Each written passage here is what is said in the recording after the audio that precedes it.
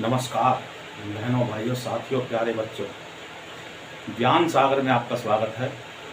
और हमारा जो विषय चला हुआ है वो है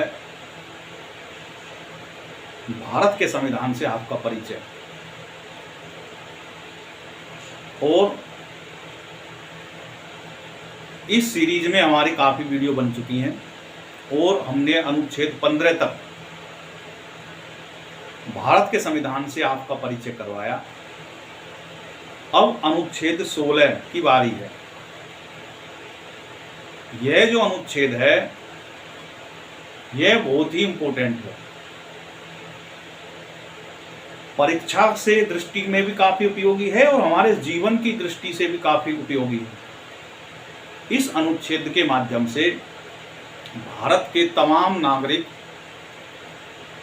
वो सरकारी नौकरी में, राज्यों के अधीन जो सरकारी नौकरी है उसमें समान रूप से अवसर की स्वतंत्रता प्रदान की गई। और संविधान निर्माण के समय इसमें खेल भी किया गया, उसको भी मैं बताऊंगा। क्योंकि हमने भारत के संविधान से आपका परिचय कराना है तो वो सारी बारीकी भी आपको पता होनी चाहिए जो हमारे साथ में जीवन में जब भी हम आगे इसको लाभ लेने के लिए रहेंगे, उपयोग करेंगे, अदालत में जय करेंगे, तो हमें इस कानून की, इस संविधान के अनुच्छेद की सभी बारीकियों का ज्ञान होना चाहिए। इनकी, इस अनुच्छेद की मंशा क्या थी ये भी हमें मालूम होना चाहिए। क्योंकि जब जय होती है सर्वोच्च न्यायालय में तो सर्वोच्च न्यायालय के जो पीठ होती है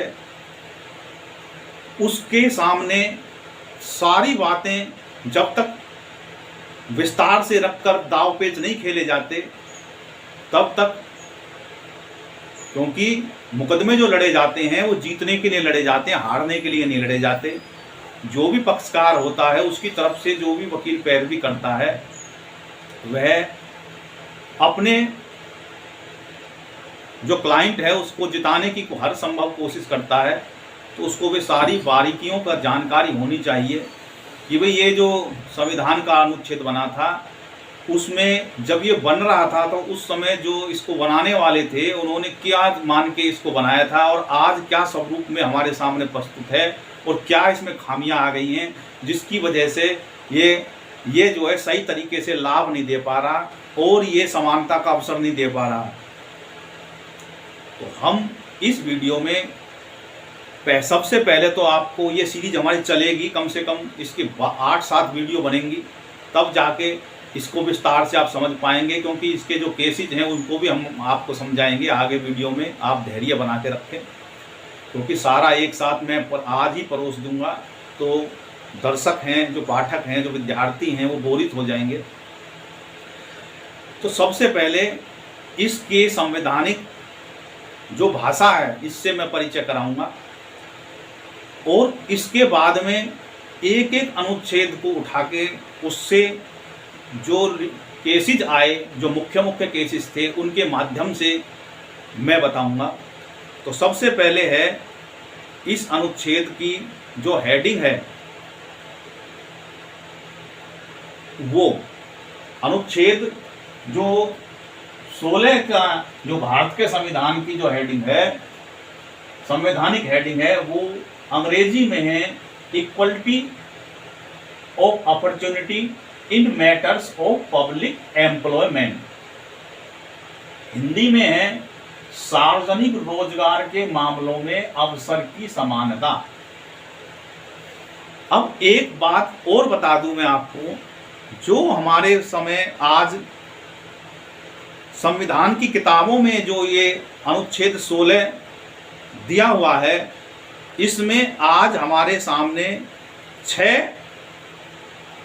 16 में 6 इसके क्लोजेज हैं। और ऐसा नहीं था जब ये हमारा संविधान बना था और इसका मसौदा तैयार किया, ड्राफ्ट तैयार किया, तो शुरुआत में केवल इसमें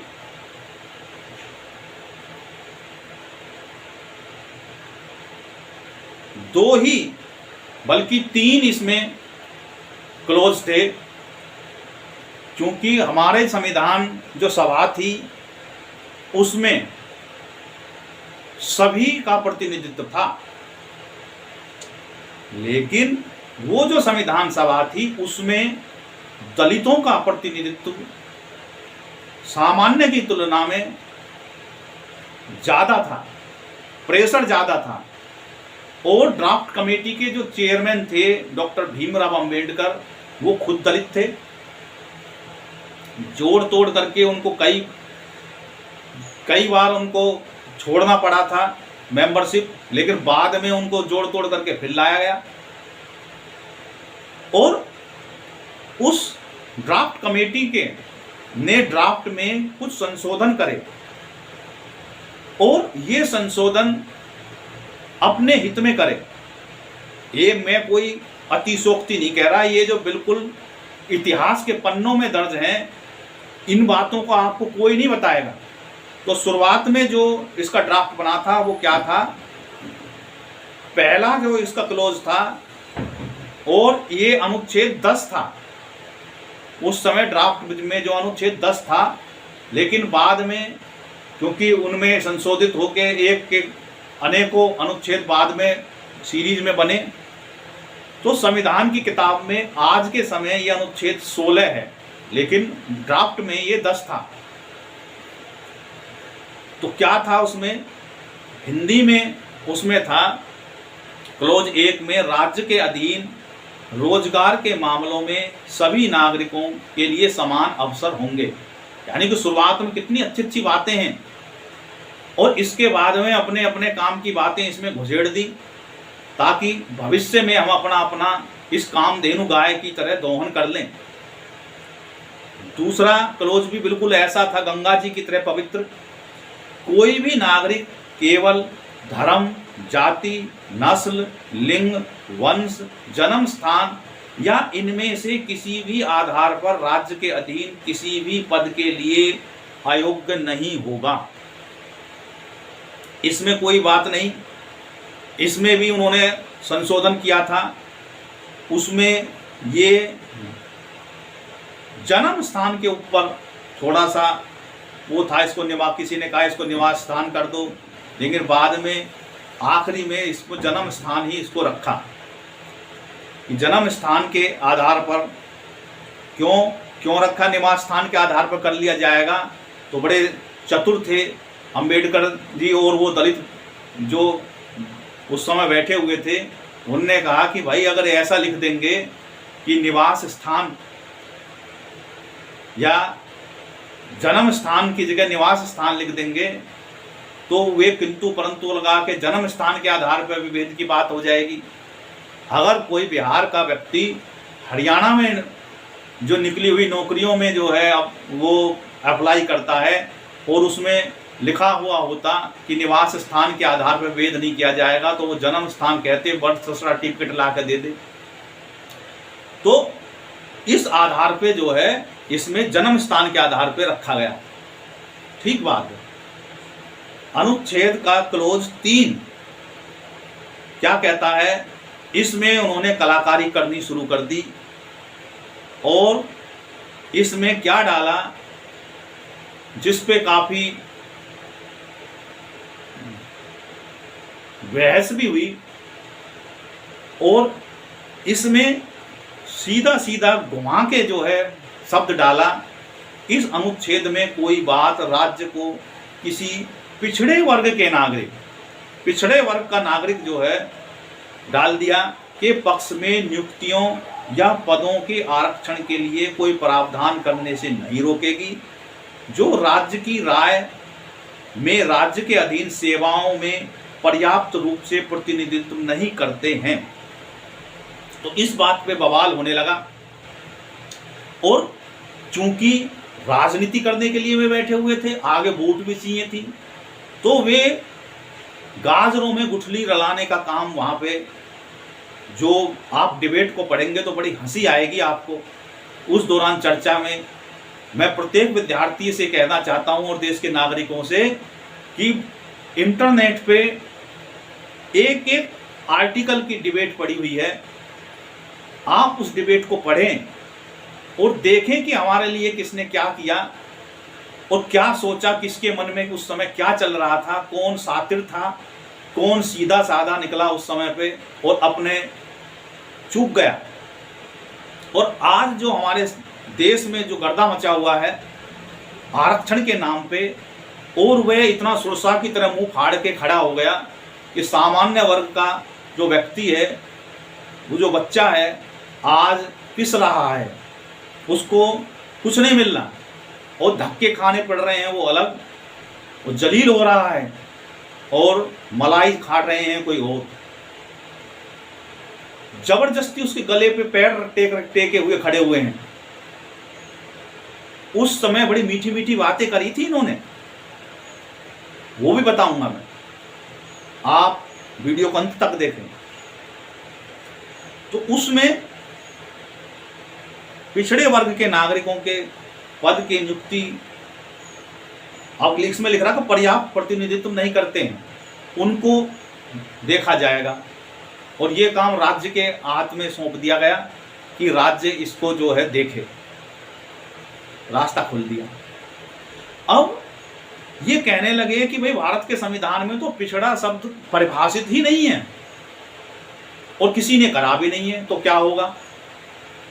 तो उन्होंने कहा कि संविधान में हमने आगे लिख रखा है कि इसके लिए आयोग बनाया जाएगा, एक आयोग बनाएगा जो पिछड़ों में जो है कौन कौन आएंगे उसको शामिल करेगा। फिर किसी ने कही कि अरे भाई इसमें तो अल्पसंख्यक लिख दो। उन्होंने कहा भाई वो भी तो प्रभाषित नहीं है, तो जो मुसलमान थे वो तो अल्पसंख्यक इसमें डलवाना चाहते थे, लेकिन पहले अल्पसंख्यक भी दलितों को ही कहा जाता था कि भाई ये तो थोड़े हैं, मुट्ठी भर लोग हैं। लेकिन बाद में इन्होंने अपनी फौज बढ़ानी शुरू कर दी और आज स्थिति ये हो गई। हाँ, उस दौरान डिबेट हुई इसी क्लोज पे, तो सबसे आखिरी में डॉक्टर भीमराव अंबेडकर जी ने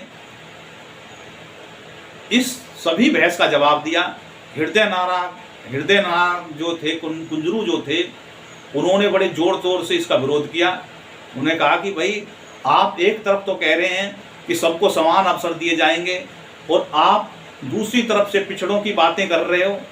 अरे भाई, क्या सरकारी नियुक्तियों में अच्छे से अच्छा व्यक्ति नहीं मिलना चाहिए? सबको समान अवसर की बात है, तो इसमें अगड़े पिछड़े कहाँ से रह गए?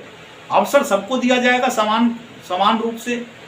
अब उसमें इतनी योग्यता है या नहीं है?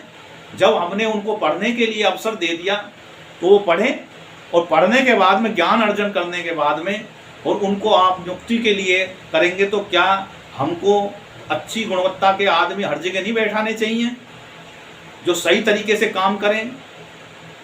तो वो अकेले पड़ गए और उनका उपहास करने लगे। डर के मारे आधे से तो डिबेट में ही नहीं आए, क्योंकि वहाँ दलित फौज बैठी हुई थी और वे उनको तरह तरह के टोंट कसते थे। और उस समय पे जो हमारे रणबीर हुड्डा हैं, भूपेंद्र सिंह हुड्डा जी के पिताजी, ये उस दिन बहस में आए नहीं, डिबेट में ही नहीं आए। बताओ, आज जो है बड़े मुंह फाड़ के बातें करते हैं कि हमारे पिताजी जो है संविधान निर्माण में थे। अरे जब उनको अवसर मिला वे बोले ही नहीं, आए नहीं। आए होंगे और बहुत से मामलों में, लेकिन इसमें नहीं आए। उसमें नाम बुला है लिस्ट में, तो वो उसमें लिखी हुई है एब्सेंट। खैर आगे बढ़ते हैं। तो डिबेट का जब उन्होंने जवाब दिया तो उन्होंने कहा कि भाई देखो, मैं भी जानता हूं कि ये गलत, ये जो है ये औरों के हिस्से को एक तरह से उनके हिस्सा ही लेने की बातें हैं, लेकिन मैं जो बातें कह रहा हूँ वो, क्योंकि आरक्षण हमेशा अल्प मात्रा में होना चाहिए उनके देखो बड़े चालाकी से क्या उन्होंने कहा कि भाई देखो सीटें जो होती हैं उनमें किसी के लिए हम सुरक्षित रखेंगे या किसी को अवसर देने की बातें हैं, आरक्षण होना चाहिए बहुत अल्प मात्रा में, और ये राज्यों को तय करना है कि थोड़ी सी सीटें ही हमें रिजर्व उनके लिए, ये कोई उन्होंने कहा ये अधिकार की बात नहीं है कि वो कोई अधिकार जमाने लगे, हक जमाने लगे कि हमको तो साहब हम इस जात, हम पिछड़े हैं तो हमको साहब नौकरी मिलनी चाहिए। उनने कहा कि भाई, उन्होंने कहा कि ये अल्प मात्रा में अगर रख दिए जाएंगे तो किसी का कुछ नहीं बिगड़ेगा और उनको अवसर मिल जाएगा। एक तरीके से उनके लिए खिड़की खुल जाएगी कि भाई उनको भी मैनेजमेंट का अनुभव हो जाएगा और अनुभव सबको उनके लिए प्रावधान, अगर मान लो उनसे काम करवा के देखो कि भाई क्या होता है, तो अब एक तरह से तो कम से कम थोड़ा बहुत तो रहम होना चाहिए, सबको थोड़ा जगह मिलनी चाहिए। तो उन्होंने बड़े मीठे मीठी बात बना के और कहा कि भाई थोड़ी सी मात्रा में हमको, क्योंकि सीटें अगर सभी कर देंगे तो अधर्म हो जाएगा, बड़े लच्छेदार बातें करी, अब पढ़ना बड़ा हंसी आएगी।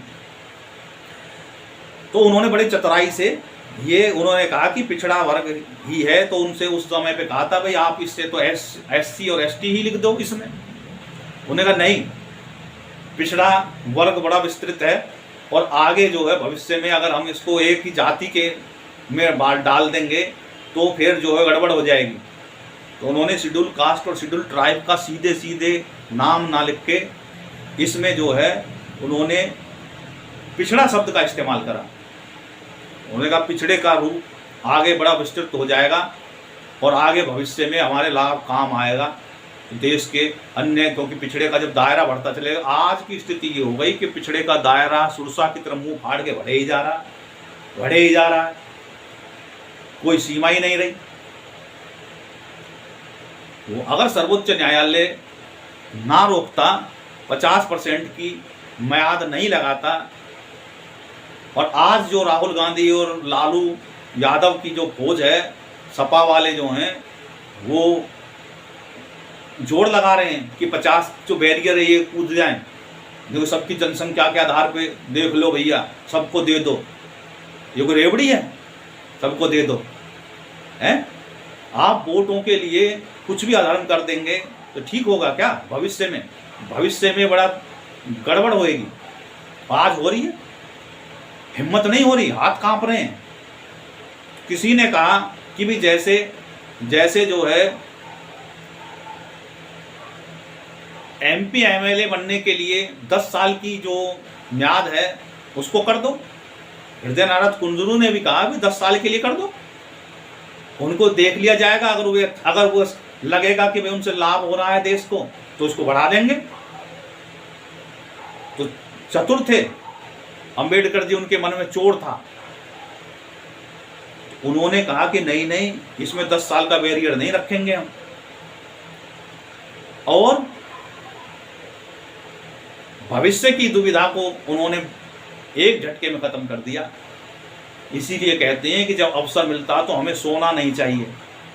जो सामान्य जाति के थे वो सोते रहे और बड़ा दिल दिखाया, और आज वो बड़ा दिल जो है वो दुख दे रहा है। ये मैं ये नहीं कह रहा, मैं इंसाफ की बात कर रहा हूँ कि मैं किसी के खिलाफ बोल रहा हूँ कि भाई साहब मैं दलित विरोधी हूँ, नहीं।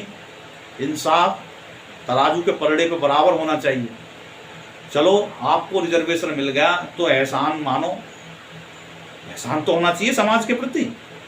आप पद पाने के बाद में भी उसका एहसान नहीं मानते कि भाई हमको जो है ये जो रिजर्वेशन मिला है और लोगों के वजह से मिल रहा है, और अगर रिजर्वेशन नहीं होता तो शायद हम यहाँ तक नहीं पहुँच पाते। तो समाज पे समदर्शिता तो रखनी चाहिए, लेकिन आजकल समदर्शिता नहीं होती। वहाँ पे बहुत से मामलों में, सबके लिए नहीं कह रहा, भेदभावपूर्ण तरीके से वो कार्य करते हैं। ये मैंने प्रत्यक्ष रूप से अनुभव किया बहुत से मामलों में, सबके लिए नहीं कह रहा मैं। दुर्भावना रहती है। अगर सभी जो है जाति के आधार पर देख के अपना काम करने लगेंगे सरकारी पदों में, तो अब क्या होगा? गलत बात है। ऐसा किसी ने नहीं करना चाहिए। अगर कोई कर रहा है तो मेरी वीडियो देख के वो अंतरात्मा उसकी कचोटनी चाहिए कि भाई हमें ऐसा नहीं करना चाहिए। खैर आगे बढ़ते हैं। तो इस प्रकार से ये हुआ। चौथा जो इसमें क्लोज था, जो ड्राफ्ट में था उस समय पे जब देश का संविधान बन रहा था, तो उसमें था इस अनुच्छेद में कोई बात किसी ऐसे कानून के संचालन को प्रभावित नहीं करेगी जिसमें यह प्रावधान हो कि किसी धार्मिक या संप्रदाय संस्था के मामले से संबंधित किसी पद पर आसीन व्यक्ति या उसके शासी निकाय का कोई सदस्य किसी विशेष धर्म का अनुयायी या किसी विशेष संप्रदाय से संबंधित व्यक्ति होगा। इसमें क्या है, जैसे फौज में है, फौज में तीनों पद होते हैं, उसमें गुरुद्वारा भी होता है, तीनों ये धार्मिक संस्थान होते हैं, उसमें सभी पंथों के अपने अपने धार्मिक संस्थान वहाँ पे बने हुए होते हैं, ताकि वहाँ पे जो भी सेना में भर्ती लोग हैं वो अपने हिसाब से वहाँ पे पूजा पद्धति कर अपना सकें। तो इसलिए वहाँ पे मौलवी भी होता है, मौलाना, क्योंकि उस समय पे क्या था, आज के समय में तो अटल बिहारी के समय में तो जो सैनिक हैं उनका जो शव है वो गांव तक पहुंच जाता है उसकी मिट्टी, लेकिन पहले ऐसे नहीं होता था। उनका अंतिम संस्कार वहीं कर देते थे और केवल उसके कपड़े आते थे। तो इस काम के लिए उनको सब तरह के आदमी की ज़रूरत थी, तो उनको मौलवी की भी ज़रूरत थी और उसको पंडित की भी ज़रूरत थी, ताकि धार्मिक रीति रिवाज से उनका अंतिम संस्कार किया जा सके। और उसको पादरी की भी ज़रूरत थी। तो इसलिए फौज में या बहुत से संस्थान हैं जहाँ पे जो है इनको ज़रूरत होती है।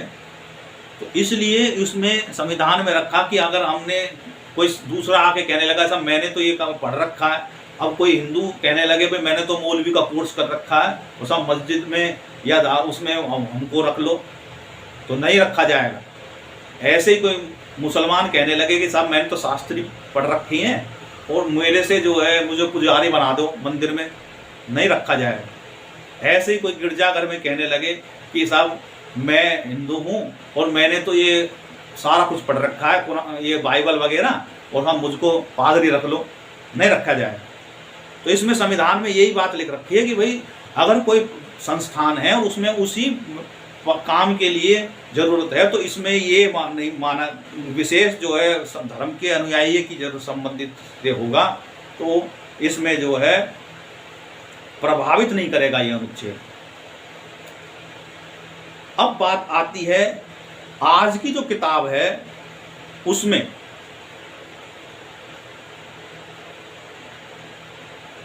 जो है आज 6 क्लोज हैं। तो ये जो क्लोज 4 है इससे आगे जो है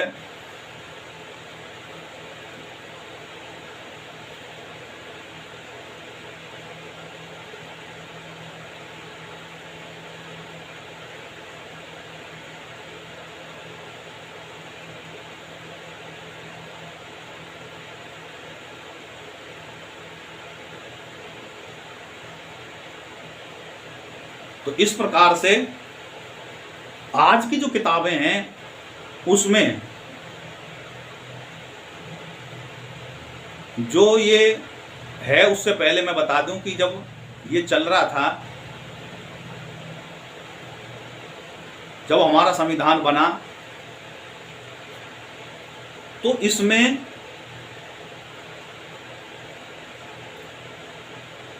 क्लोज 5 बने और इसमें संशोधन करा गया। पहला तो था, बताया मैंने, क्लोज 1 में राज्य के अधीन किसी पद पर रोजगार की नियुक्ति के से संबंधित मामलों में सभी नागरिकों के समान अवसर होंगे। क्लोज 2 कह रहा है किसी भी नागरिक को धर्म, जाति, नस्ल, लिंग, वंश, धर्म, स्थान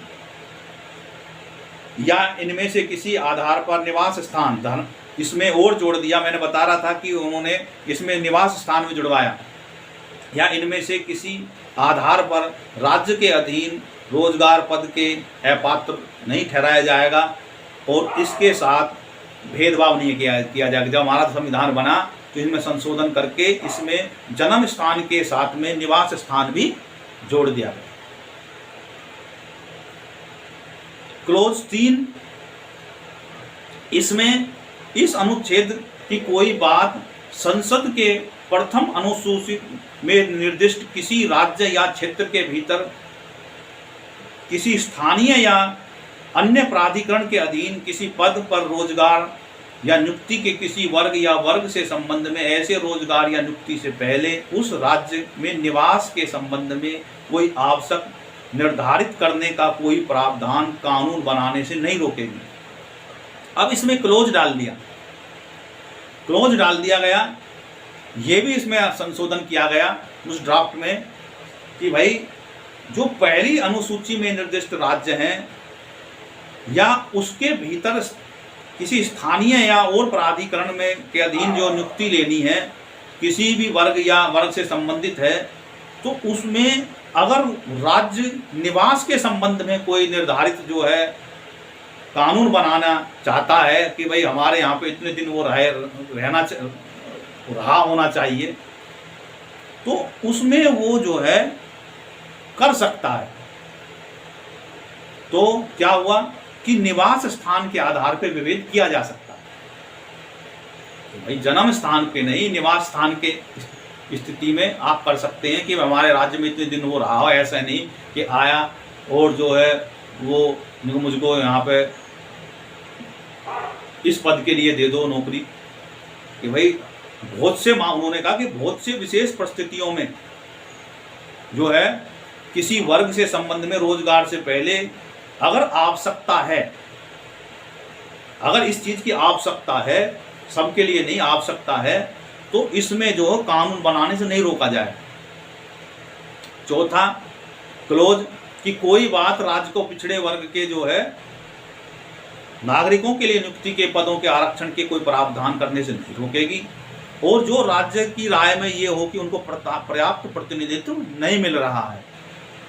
इसी प्रकार से इस अनुच्छेद में कोई बात ऐसे कानून के संचालन के लिए जो मैंने बताया धार्मिक संस्थान के मामलों में किसी पद पर आसीन व्यक्ति, उसके शासी निकाय का कोई सदस्य, किसी विशेष धर्म या अनुयायी या विशेष संप्रदाय का विशेष व्यक्ति होगा, तो इसके लिए भी वो नहीं रोकेगी कि भाई ये जो है संविधान के जो क्लोज हैं वो बात आड़े नहीं आएंगे।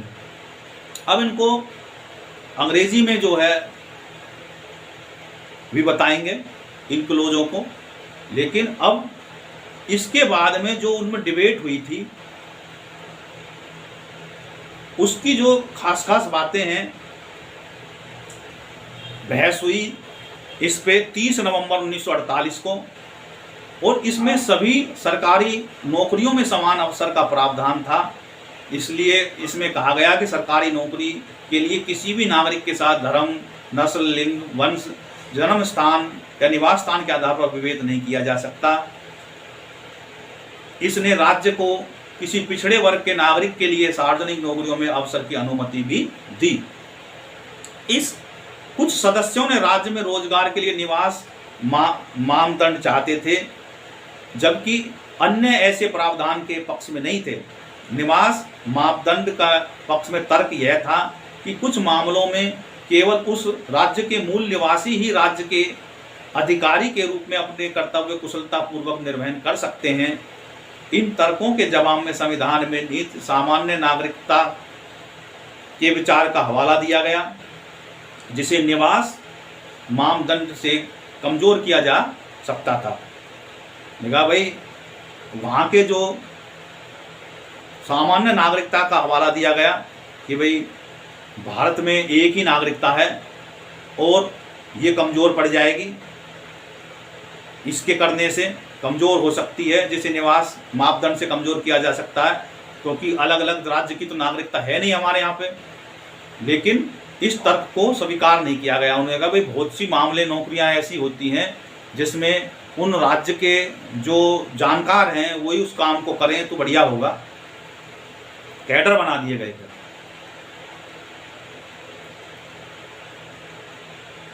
आगे विधानसभा में हुई बहस के दौरान सार्वजनिक रोजगार में आरक्षण के संबंध में 3 मुख्य दृष्टिकोण अपनाए। पहला यह कि सभी नागरिकों को समान अवसर होना चाहिए, अर्थात किसी पद पर योग्य व्यक्ति उस पद पर के लिए आवेदन करने, बैठने, परीक्षा में और अपनी योग्यता का परीक्षण करने का पूरा अधिकार करवाने का पूरा अधिकार होना चाहिए। उसे इस सिद्धांत पर कोई प्रतिबंध नहीं होना चाहिए। दूसरा मत यह था कि समानता के सिद्धांत लागू होना चाहिए, लेकिन किसी भी वर्ग या समुदाय के लिए कोई आरक्षण नहीं होना चाहिए, जिसमें हृदय नारायण कुंजरू जो थे वो सबसे अग्रणी थे। सभी योग्य नागरिकों को सार्वजनिक सेवाओं में समान अवसर मिलने चाहिए। ऐसा भी बहुतों ने कहा कि भाई ये जो हम कर रहे हैं ये गलत है और हमें समानता का सिद्धांत लगाना चाहिए और सबको अवसर मिलना चाहिए। आरक्षण की क्या बात है इसमें। तीसरा दृष्टिकोण जो था, जिसे मसौदा समिति के अध्यक्ष ने भी साझा किया, कि यद्यपि अवसर की समानता सैद्धांतिक रूप से एक महान सिद्धांत है, फिर भी एक ऐसा प्रावधान होना चाहिए कि उन समुदायों के प्रवेश की अनुमति दी जाए जो अतीत में प्रशासन से बहुत दूर रहे हैं। अब देख रहे हो, अपना दलित कार्ड खेल गए हो, वे प्रशासन से बहुत दूर थे। कैसे दूर थे भाई? हमारे यहाँ पे चिरकाल से सभी को अवसर की समानता थी। राजा के समय से ये चली आ रही थी कि सभी जो संप्रदाय, सभी वर्ग के जो थे, उस समय 3 वर्ग थे, 4 वर्ग थे, चारों वर्ग से मंत्री बनते थे और राज कर्मचारी भी सभी होते थे उसमें, सभी तरह के। तो ये जो रोने की जो आदत थी ये आज तक नहीं जा रही और वे जीत गए। विधानसभा में मसौदा अनुच्छेद में पिछड़ा वर्ग शब्द का प्रयोग पर चर्चा हुई। कुछ लोग इस शब्द की व्यापकता और समुदायों के विस्तृत श्रृंखला को समाहित करने के लिए क्षमता के आधार पर पसंद किया, किसी ने अन्य तर्क दिए और व्यापक शब्द की अस्पष्टता का भाव उत्पन्न किया। उन्होंने कहा कि इसकी जगह अनुसूचित जाति जैसे शब्द बढ़िया होंगे और इस प्रकार इनको कुछ संशोधनों के साथ में 30 नवंबर 1948 को इनको अपना लिया। लेकिन बाद में आज जो हमारे सामने ये हैं, इनमें संशोधन हुए। सबसे पहले संशोधन 1951 में ही हो गया, वो अनुच्छेद के क्लोज 4 में ही हो गया और उसमें जो वे गाय बगाए उस समय कामयाब नहीं हुए थे, उसमें जुड़वा दिया गया। 4 के शब्द जो है वो जुड़ गया और में कि कोई बात राज्य के अधीन सेवाओं में अनुसूचित जाति, अनुसूचित जनजाति के पक्ष में पदोन्नति के मामले में आरक्षण और परिणाम स्वरूप वरिष्ठता का कोई प्रावधान करने से नहीं रोकेगी और राज्य के अधीन सेवाओं में पर्याप्त प्रतिनिधित्व जो नहीं करते हैं। अब क्लियर कट प्रमोशन के लिए अनुसूचित जाति, अनुसूचित जानती उसमें डलवा ली, जबकि जब पिछड़ा चला आ रहा था तो प्रमोशन में पिछड़े पर क्या फर्क पड़ रहा था। लेकिन नहीं, वोट बैंक हावी हुई और उसमें ये डल गया। इसके बाद में अनुच्छेद 4(ख), इस अनुच्छेद में कोई बात राज्य को किसी वर्ष की उन नियुक्तियों के पर विचार नहीं करेगी जो उस वर्ष के खंड 4 या खंड 4(क) के अधीन किसी प्रावधान के अनुसार भरी जानी है। उन्हें किसी अन्य वर्ष में भरी जाने वाली रिक्तियों के लिए एक अलग वर्ग के रूप में माना जाएगा और ऐसी रिक्तियों को उस वर्ष की रिक्तियों के साथ नहीं माना जाएगा जिन्हें भरा जा रहा है, बल्कि उसको उस वर्ष की रिक्तियों का 50% आरक्षण की अधिकतम सीमा निर्धारित करने के लिए जो 50% की जो अधिकतम निर्धारित सीमा है उससे उसको अलग जो है माना जाएगा, जिसको बैकलॉग कहते हैं। ये भी इसमें संविधान में डलवा दिया कि बैकलॉग जो है उसको हर साल जो है, अगर मान लो किसी कारण से वे जो रिजर्व सीट है वो नहीं भरी जा रही हैं तो अगली साल में उनको फिर से भराने की कोशिश करी जाएगी और जो नियुक्तियाँ निकलेंगी उनसे अगर वो ज़्यादा बैठ रही हैं उनका रिजर्वेशन, तो उसको उसमें जो है माना नहीं जाएगा। आगे इस अनुच्छेद में कोई बात, फिर छठवां एक और जोड़ा गया इसमें, और वो क्या था, वो अभी हाल ही में जोड़ा गया। वो था सामान्य वर्ग के जो आर्थिक रूप से कमजोर वर्ग हैं उनके लिए इसमें 10% आरक्षण इसमें किया गया। इस अनुच्छेद की कोई बात खंड 4 में उल्लिखित वर्ग के अतिरिक्त, जो पिछड़े हैं उनके अतिरिक्त आर्थिक रूप से कमजोर नागरिक के लिए किसी भी वर्ग के पक्ष में नियुक्ति या पदों के आरक्षण का कोई प्रावधान करने से नहीं रोकेगी, जो वर्तमान आरक्षण के अतिरिक्त होगा, और प्रत्येक वर्ग में पदों की अधिकतम 10% से अधीन होगा। तो उसको जो है, जो सामान्य वर्ग के गरीब हैं उनको भी 10% आरक्षण इसमें डाल दिया गया, जो उनसे अतिरिक्त होगा, जो दे रखा है 50% की जो मर्यादा है उनसे अतिरिक्त होगा। तो इस प्रकार से ये अनुच्छेद 16 जो है ये बना, और ये जो है आज के समय में जो हमारी इंग्लिश की किताब हैं उनमें अंग्रेजी में जो है वो इस प्रकार से है। फर्स्ट क्लोज क्या कह रहा है, there shall be equality of opportunity of all citizen in matter relating to employment of appointment in any office under the state.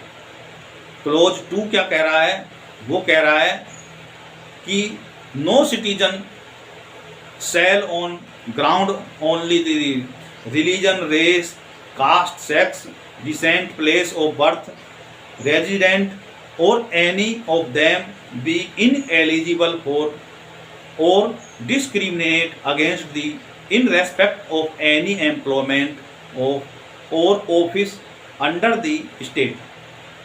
Close 3 क्या कह रहा है, Nothing in this article shall prevent Parliament to make any law prescribing in regard of class and classes of appointment or appointment to an office under the government of or any local or other authority within a state or urban union territory any requirement as to resident within the state or union territory prior to such employment or appointment। भाई अगर उनको वहाँ पे requirement लग रही है कि भाई वहाँ के जो यूनियन टेरिटरी वगैरह है उसमें उन्हीं को ही अवसर मिले, तो वहाँ के नागरिकों को, तो वो उसमें कुछ डाल सकते हैं। फोर्थ है clause 4, nothing in this article shall prevent to state from making any provision for the reservation of appointment or post in favour of any backward classes of citizen which in opinion of the state is not adequate represented in the service under the state. इस प्रकार से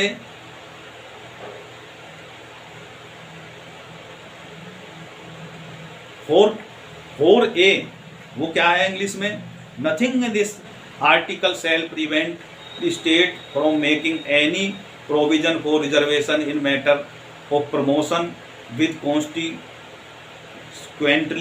seniority to any class or classes of post in service under the state in favor of scheduled caste and scheduled tribe which in the opinion of the state are not adequate represented in the service under the state।